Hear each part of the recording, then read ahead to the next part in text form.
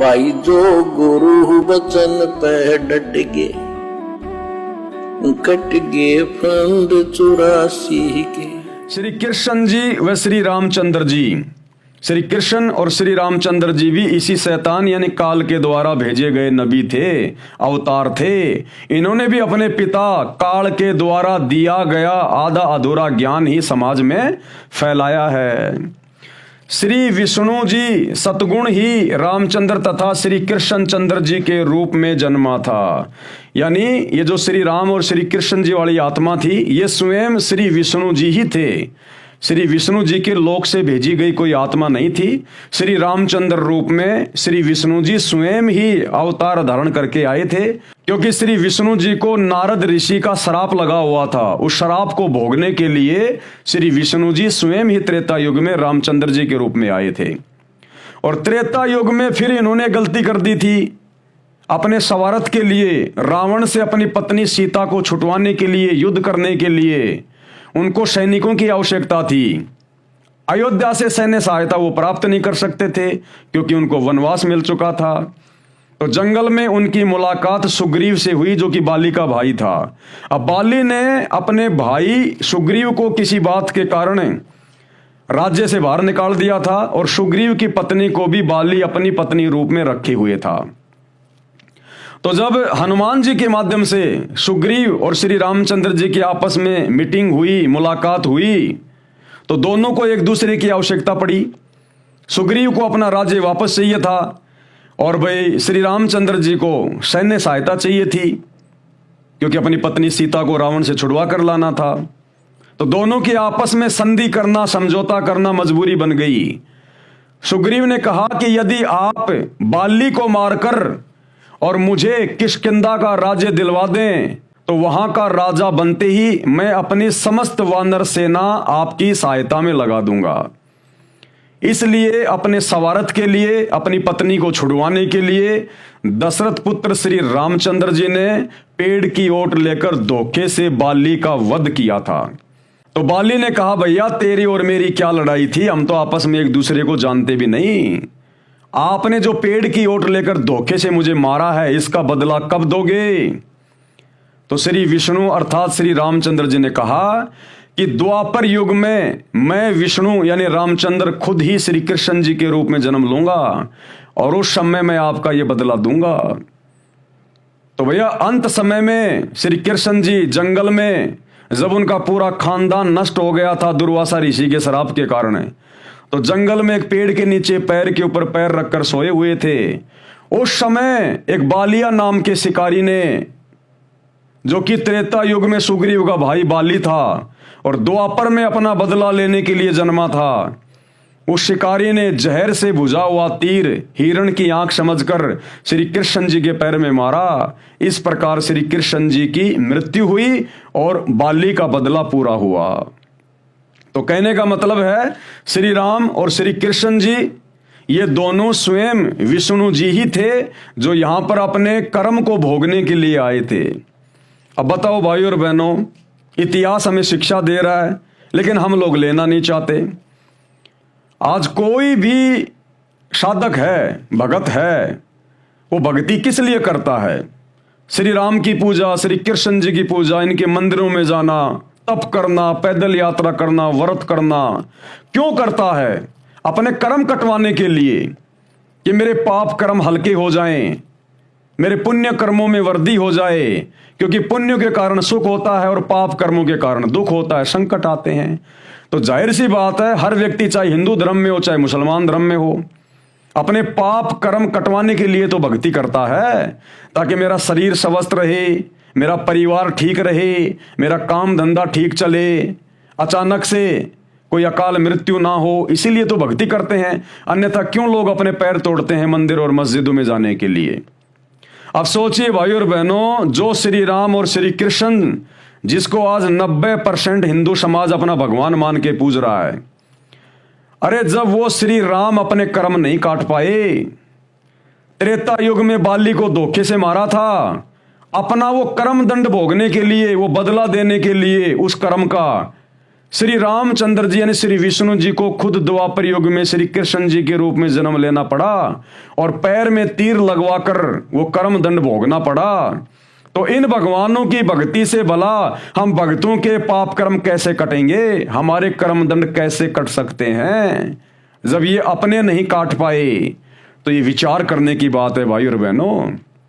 ये श्री राम, ये श्री कृष्ण, ये शैतान के द्वारा भेजे गए होते हैं, काल के द्वारा भेजे गए अवतार होते हैं, नबी होते हैं। और ये शैतान के द्वारा भेजा गया आधा अधूरा ज्ञान ही फैलाते हैं और इनकी भक्ति करने से कोई कर्मदंड जीव का नहीं कटता है। श्री कृष्ण जी व श्री रामचंद्र जी, श्री विष्णु सतगुण ही श्री रामचंद्र तथा श्री कृष्ण जी के रूप में जन्मा था, जो काल ब्रह्म का पुत्र है। यानी इस काल के शैतान के ये तीन पुत्र हैं, ब्रह्मा विष्णु महेश। तो ये विष्णु जी ही श्री राम और श्री कृष्ण जी के रूप में जन्मा था। जिस प्रकार नबी मोहम्मद जी को प्रेरित करके दुष्ट लोगों को ठीक करने के लिए लड़ाइयां करवाई, इसी प्रकार श्री विष्णु जी को प्रेरित करके कंस, केशी, चाणूर व हिरण्यकशिपु आदि आदि दुष्ट व्यक्तियों का अंत करवाया। और त्रेता युग में इसी शैतान ने प्रेरित करके रावण जैसे दुष्ट व्यक्तियों का वध करवाया, राक्षसों का, दुष्ट व्यक्तियों का वध करवाया। और उसके बाद वो जितने भी आदमी मारे गए थे राम रावण युद्ध में, वो सारा का सारा पाप ये शैतान, ये काल उसी आत्मा के सिर पे रख देता है। यानी श्री रामचंद्र जी के सिर पे रख दिए। द्वापर युग में श्री कृष्ण जी ने जितनी भी लड़ाइयां लड़ी, जितने भी लोग मारे, वो सारा का सारा पाप श्री कृष्ण जी के सिर पे रख दिया गया। हजरत मोहम्मद जी के द्वारा जितनी भी लड़ाइयां लड़ी गई, जितने भी व्यक्ति मारे गए, वो सारा का सारा पाप हजरत मोहम्मद के सिर पे रख दिया गया। और अंत में फिर इन आत्माओं को अपना कर्म भोगना पड़ता है। 84 लाख योनियों में गधा, कुत्ता, शुअर भी बनना पड़ता है। और जैसे इन्होंने कर्म किए उनका दंड फिर इनको जहन्नुम में यानी नरक में भी भोगना पड़ता है। ये है इस शैतान यानी काल की आदि अधूरी इबादत का परिणाम, जो इनके अवतारों को भी भोगना पड़ता है।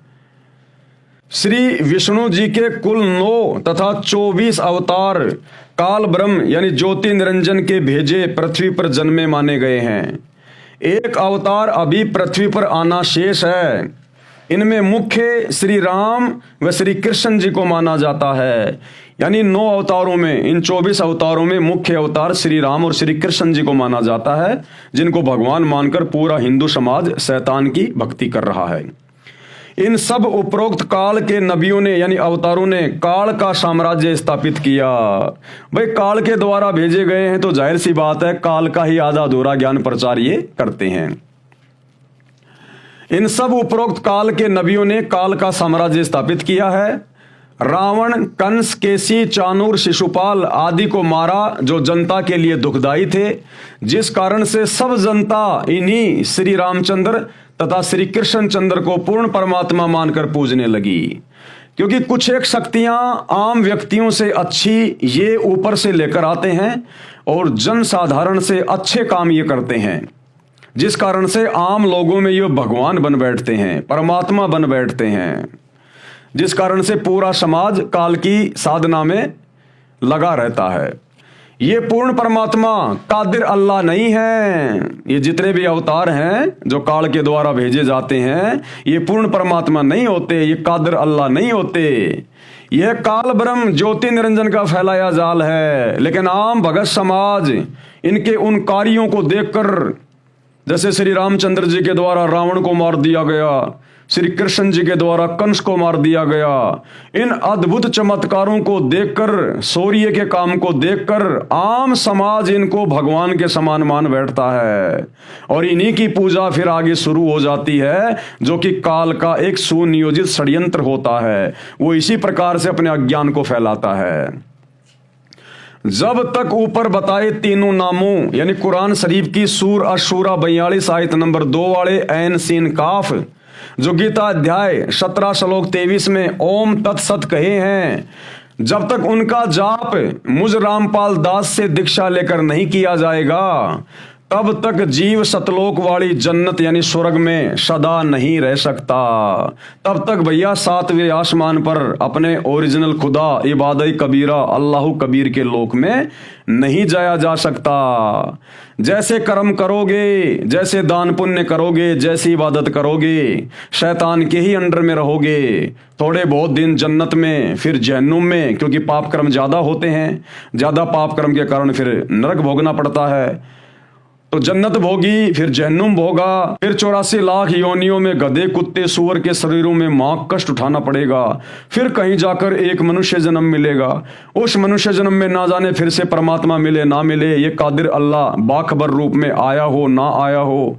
फिर वही शैतान की साधना, अच्छे बुरे कर्म, फिर जन्नत में, फिर नरक में, फिर 84 लाख योनियों में, फिर एक मनुष्य जन्म। ये चक्कर इसी प्रकार से जन्म और मृत्यु का चलता रहेगा जब तक सच्चे खुदा की सच्ची इबादत करके, जब वो सच्चा खुदा स्वयं बाखबर बनके, तत्वदर्शी संत बन के आता है, जब तक हम उनकी शरण में आकर आजीवन मर्यादा में रहकर बुरे कर्मों को त्याग कर भक्ति नहीं करेंगे, तब तक इसी प्रकार से शैतान के जन्म और मृत्यु वाली चक्की में पिसते रहेंगे।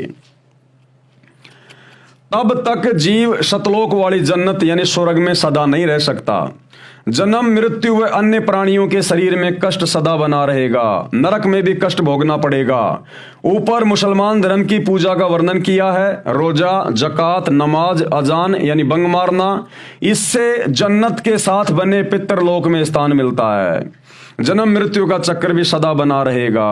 जो गुरु बचन पे डट गे, कट गे फंद 84 के, कट गे फंद 84 के, कट गे फंद 84 के।